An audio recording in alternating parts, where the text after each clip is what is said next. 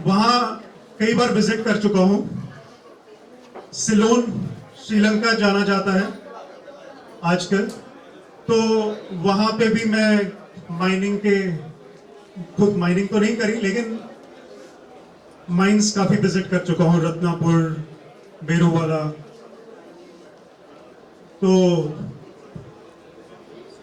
अगर आपका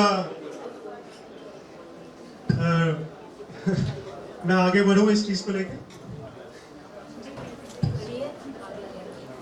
सो जेमस्टोन्स क्या है? आई थिंक पुराणों में भी लिखा हुआ है, जेमस्टोन्स के बारे में इंफॉर्मेशन दी गई है। तो जेमस्टोन्स क्या है? जेमस्टोन्स एक मिनरल है जो प्राकृतिक पाया जाता है जमीन के नीचे, पानी के अंदर, मोती और मूंगा पानी के अंदर, ओशन में होता है। तो जेमस्टोन्स एक मिनरल है जो ज्वेलरी और एस्ट्रोलॉजी के हिसाब से पहना और यूज किया जाता है। तो जेमस्टोन्स मिनरल तो है, लेकिन हर एक मिनरल जेमस्टोन नहीं होता।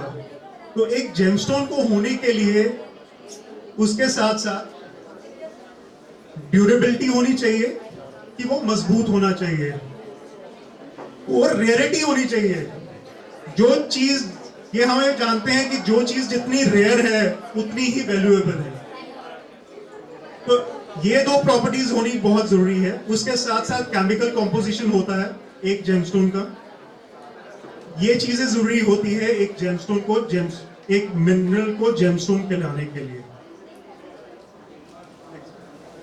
तो हम सब जानते हैं कि नीलम, पुखराज, सफेद पुखराज पाए जाते हैं श्रीलंका से,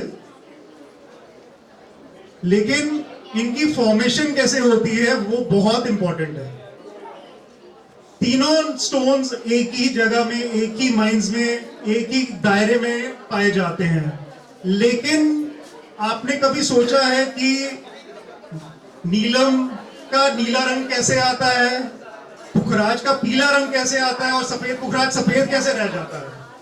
तो एक ये बहुत बड़ी साइंस है इसके पीछे, कि अगर टाइटेनियम एक केमिकल है, अगर टाइटेनियम पाया जाएगा 1% का 100वां हिस्सा, 1% का 100वां हिस्सा, तो वो सफेद पुखराज होता है। लेकिन अगर टाइटेनियम नहीं है, आयरन है, तो वो सफेद पुखराज पीला पुखराज बन जाता है। और ये सब जमीन के अंदर ही हो रहा है। और मान लीजिए कि अगर आयरन और टाइटेनियम दोनों ही मौजूद है, तो फिर वो नीलम बनता है। तो ये बड़ी, नेचर ने बहुत अजीबोगरीब फॉर्मेशन बनाई है कि तीनों नग एक जगह मिलते हैं लेकिन कलर अलग अलग मिलते हैं।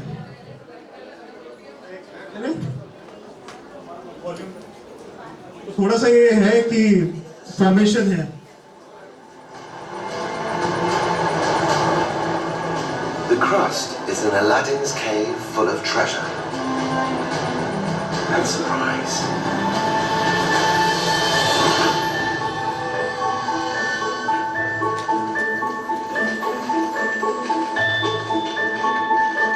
Over hundreds of thousands of years, microscopic mineral particles formed clusters.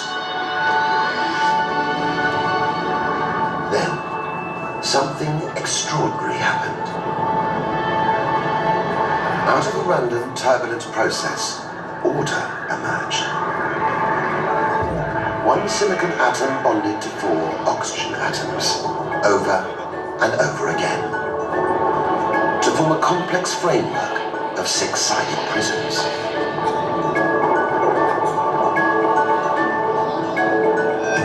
The result is quartz, one of the most abundant minerals on Earth. The sand on the beach, the glass in our windows, even the circuits in our mobile phones are all made of quartz.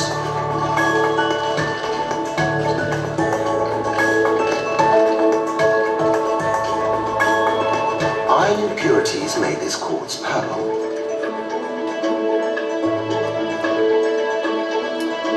It's an amethyst.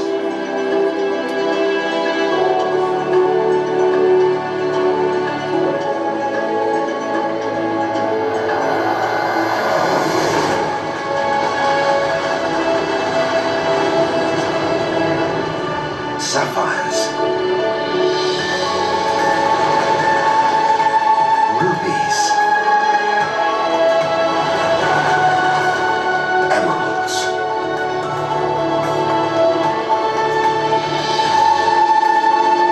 It takes millions of years of wind, rain, and tectonic plate movements to bring them near the surface.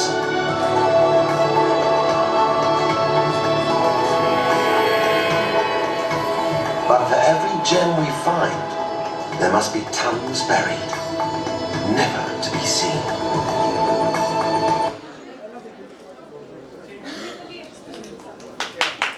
Thank you. So आपने थोड़ा बहुत जो video देखा उसमें ये है कि तापमान होना चाहिए, बारिश होनी चाहिए, ताकि ऊपर की जो बारिश है वो, अब जैसे स्टोन्स हैं वो 100 किलोमीटर नीचे पाए जाते हैं, लेकिन कहीं ना कहीं जो जमीन के ऊपर हो रहा है, आकाश में हो रहा है, वो नीचे भी उसका असर दिखने को मिलता है। तो chemical composition, temperature, weather, environment, ये सब रीजंस हैं कि स्टोन्स बनते हैं, जेमस्टोन्स बनते हैं। और ये नहीं है कि ये कुछ सालों में बन जाते हैं, कि 2 साल, 5 साल, 10 साल, 20 साल, 100 साल, 1000 साल, नहीं, करोड़ों साल लगते हैं। नीलम पुखराज जो डाला हुआ है आपने अपने हाथों में, उनको बनने में करोड़ों साल लगते हैं। ओपल जो वीनस के लिए डाला जाता है, शुक्र के लिए डाला जाता है, जो आप रिकमेंड करते हैं, उसकी जो माइंस है वो 1.5 से 3 बिलियन ईयर्स पुरानी है। तो 1.5 बिलियन कैलकुलेशन मैंने करी है कि 1 मिलियन में 10 लाख साल होते हैं। तो 1.5 मिलियन में, 15 मिलियन में 1.5 करोड़ साल होते हैं। तो आप ये समझिए कि 1.5 करोड़ से 3 करोड़ साल लगते हैं ओपल बनने में। और कुछ ऑस्ट्रेलियन ओपल जो होता है, वहां की जो माइंस है, मिंटा भी माइंस कही जाती है वहां की, तो वो माइंस तो 400 मिलियन साल पुरानी है। तो दैट मीन्स 40 करोड़ साल पुरानी है। 40 करोड़, हम 1 करोड़ बोलते हैं, वो 40 करोड़ साल पुरानी है। तो रेयरिटी यहां से आती है कि जो चीज को बनने में इतना साल लगता है, तो डेफिनेटली उन स्टोन्स में पावर तो होगी ही होगी। ठीक है,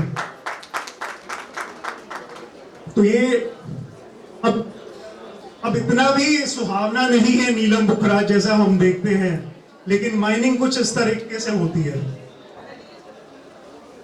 नेक्स्ट स्लाइड। इस तरीके से डिगिंग होती है, लोग अंदर जाते हैं, ऑक्सीजन नहीं होती है, ऑक्सीजन सिलेंडर लेके जाते हैं। ये एक क्लीनिंग प्लांट है मोजाम्बिया में, जहां पे रूबी होते हैं। नेक्स्ट स्लाइड प्ले करेंगे वीडियो एक। और ये इसमें आपको बताएंगे कि स्टोन्स कई बारी जमीन से ऊपर कैसे आते हैं।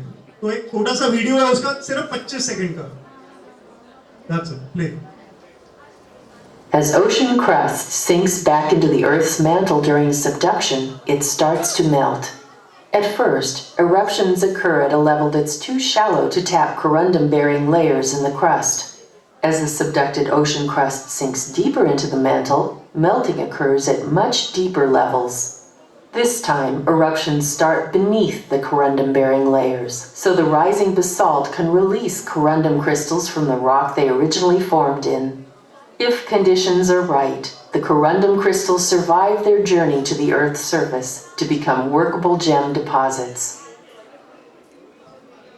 So, As जमीन के ocean अंदर crust sinks back into तो जमीन के अंदर गतिविधियां होती रहती हैं, तो उन गतिविधियों से टेम्परेचर का होना, वॉल्केनोज इरप्ट होने, अर्थक्वेक होना, ये सब रीजंस है स्टोन्स पैदा होने के। इन सब रीजन से स्टोन्स पैदा होते हैं। उनके बाद हम इनकी कटिंग, पॉलिशिंग, बनवाई करते हैं, तराशा जाता है, जो ज्वेलरी और उसमें नगों रिंग्स में डाला जाता है। नेक्स्ट स्लाइड करिए। वो एस्ट्रोलॉजी में डाले जाते हैं, इनका यूजेज है इंडियन एस्ट्रोलॉजी में हम डालते हैं, वास्तु के हिसाब से रिकमेंड किए जाते हैं। हीलिंग स्टोन्स, हीलिंग क्रिस्टल्स के नाम से करे जाते हैं। ज्वेलरी में डाला जाता है। प्रिंसेस डायना की एंगेजमेंट रिंग नीलम की थी, जो उन्होंने आगे जाके केट मिडल्टन, जो फ्यूचर क्वीन होंगी इंग्लैंड की मोस्ट प्रॉबेबली, तो अब उनकी एंगेजमेंट रिंग नीलम की है। तो स्टोन्स सब जगह यूज होते हैं, सिर्फ एस्ट्रोलॉजी के हिसाब से नहीं, एस्थेटिकली भी यूज करे जाते हैं। ना सिर्फ ज्वेलरी, वॉच इंडस्ट्री हम देखते हैं कि हमारी घड़ी में क्वार्ट्स लिखा होता है, तो क्वार्ट्स क्रिस्टल है जो स्टोन आपकी वॉच में यूज हुआ है। कई बार सफायर क्रिस्टल्स यूज किए जाते हैं।